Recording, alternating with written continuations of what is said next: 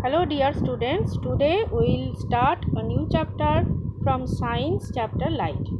What is light? You know, light is a form of energy which helps us to see things around us. So, the world is largely known through the senses. The sense of sight is one of the most important senses. Through it, we can see the beautiful world around us. We also see clouds, rainbow and birds flying in the sky. At night, we also can see the moon and the stars. Are we able to see the words and sentences printed on this page? Yes. And how is seeing made possible? Now students think, what makes the things possible to see? First of all, the eye, and not only eye, there is a need of light. Without light, it is not possible to see any object around us. So next, what makes things visible? Have you ever thought how we see various objects? You may say that eyes see the objects, but can we see an object in the dark? It means that eyes alone cannot see any object. It is only when light from an object enters our eyes that we see the object. That means light from that object enter into our eye, falls on the retina and forms an image, and we are able to see the object. If the object is a luminous object, it emits their own light. If the object is non-luminous object, it reflects the light and the reflected light falls on our eye and we can see the object. So, for seeing any object, two things are necessary. One is eye, another is eyesight or sense of sight. That means eye. But the person who have problem in seeing, they cannot see the object properly. That means their sense of sight is not correct. In class 7, you have learned about that mirror, which is a polished and shiny surface, and it can change the direction of light that falls on it. Can you tell in which direction light falling on the surface will be reflected? And also we learned in class 7 about the reflection. That means the bouncing back of light from any surface is called reflection. Reflection may occur from smooth surface also, from rough surface also. Now today let us learn about laws of reflection.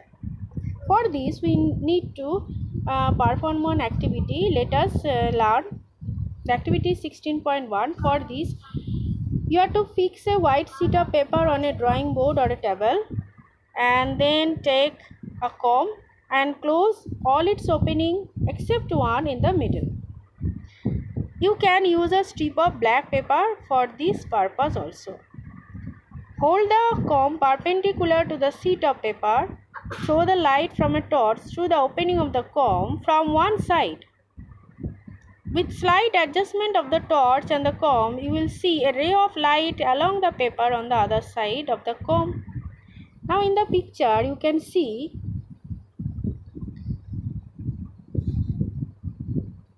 this is a comb and where a small slit is here. It is done by closing the opening by black paper and keeping a small opening in the middle.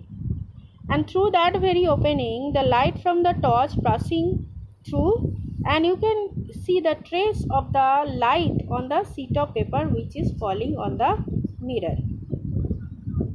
From the mirror, what you see? A ray of light also coming out. That is due to reflection. By this activity, we can easily trace the path of the light ray.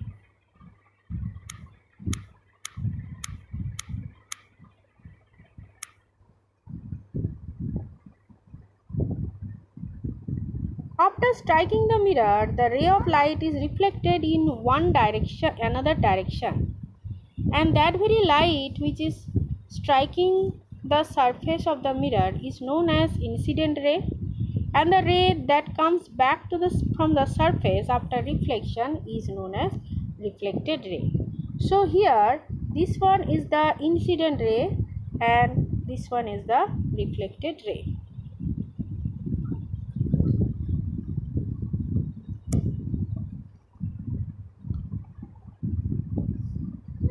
Next, a ray of light is an idealization. In reality, we have a narrow beam of light which is made up of several rays.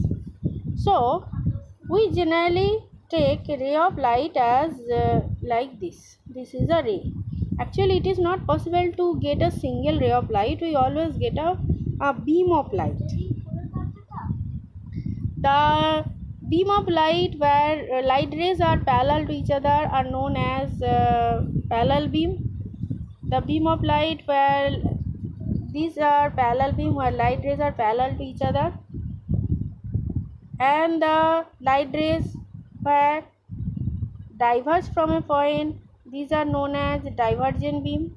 And when the light rays convergent or meet at a point, or that is called convergent beam of light. That means in a beam of light there are many rays. We just for simplicity taken a line for specify a light ray. Draw lines showing the position of the plane mirror, the incident ray and the reflected ray on the paper with the help of your hand, and then remove the mirror and the comb and draw a line making perpendicular to this. Like this, you have to draw a perpendicular line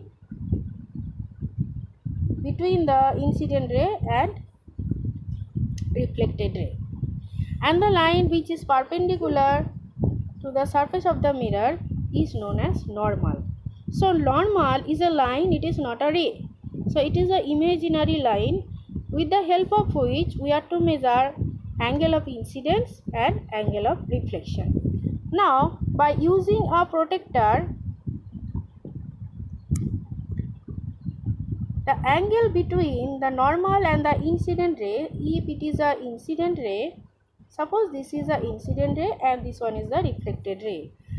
The incident ray, reflected ray, always we have to symbolize by giving arrow.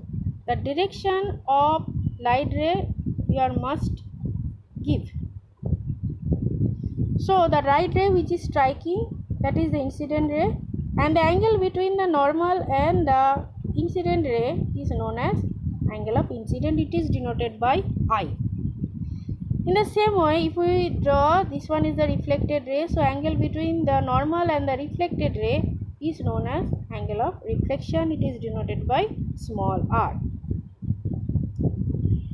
If we measure with the protector, we will see that I is always equal to r. That means angle I is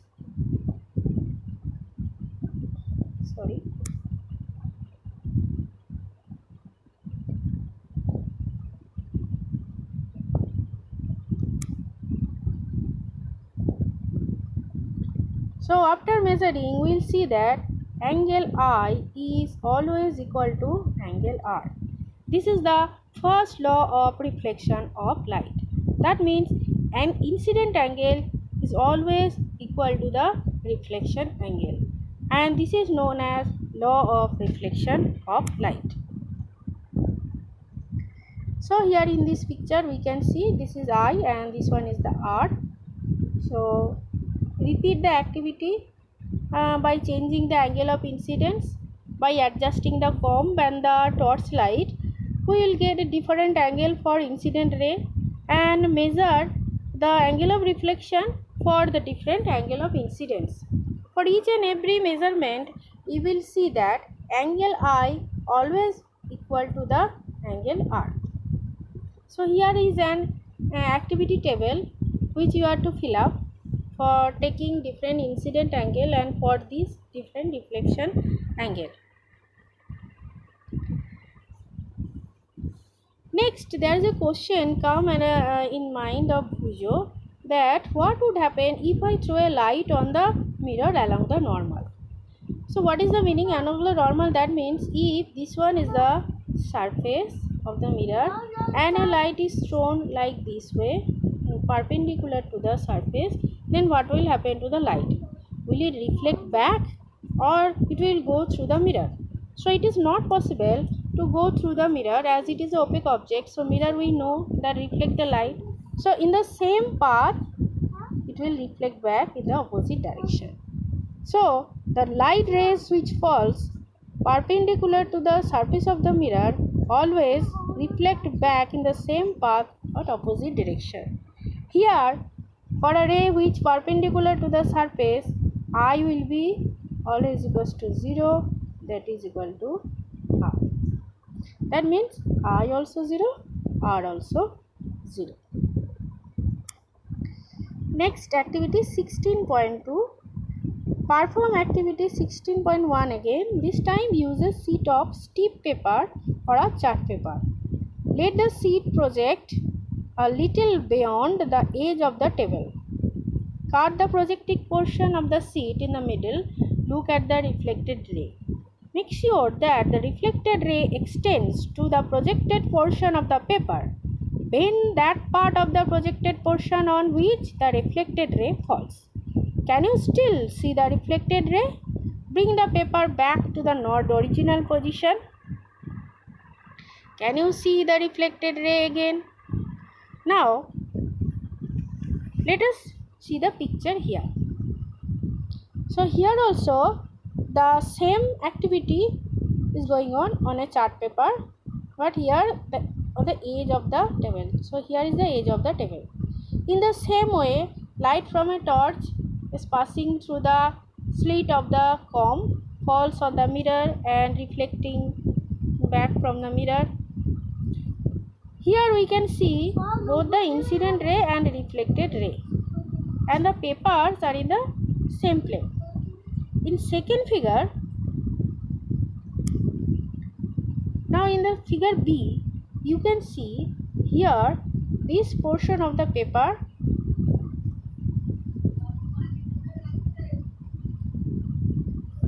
folded through the edge of the table.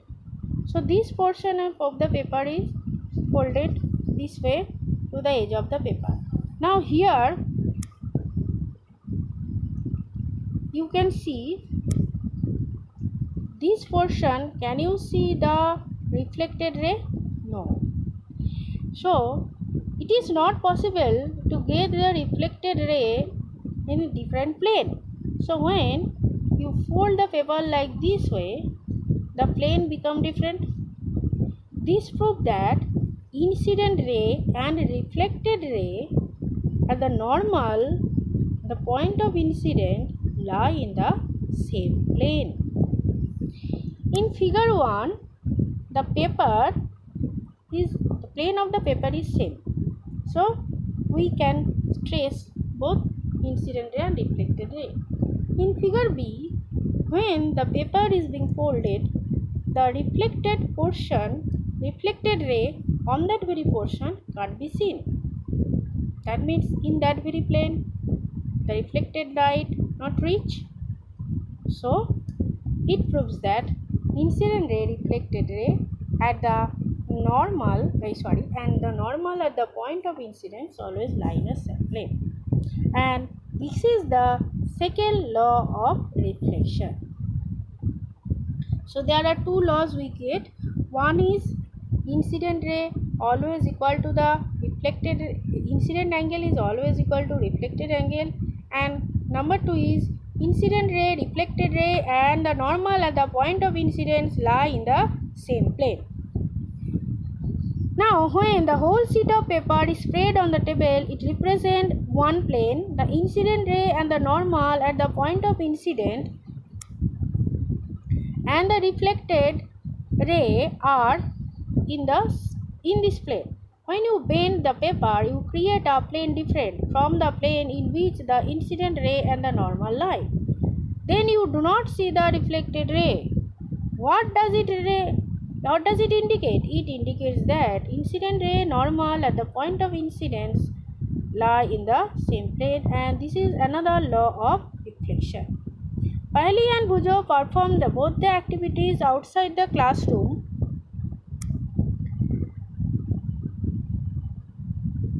With the sun as the source of light instead of a torch. You too can use the sun as the source of light. Bujo remembered that he had studied in class 7 some features of the image of an object formed by plane mirror. Pally asked him to recall those features. What was the image, erect or upside down? Was the image erect or upside down? Of course, it is erect. In plane mirror, the image always erect. Was it of the same size as that of the object? Yes, it is the same size of that of the object. Did the image appear at the same distance behind the mirror as the object was in front of it? Yes, the object distance from the mirror is always equal to the image distance behind the mirror. Could it be obtained on a screen? No, it is not possible to obtain the image on the screen. And this type of image that we do not get on the screen is known as virtual image.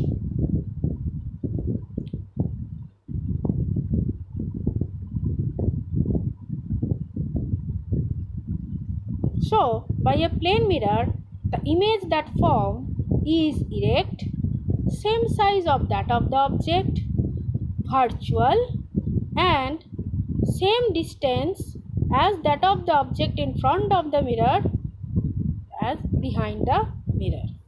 So these are the properties of the image formed by plane mirror. Also in the plane mirror, the color of the image remain same.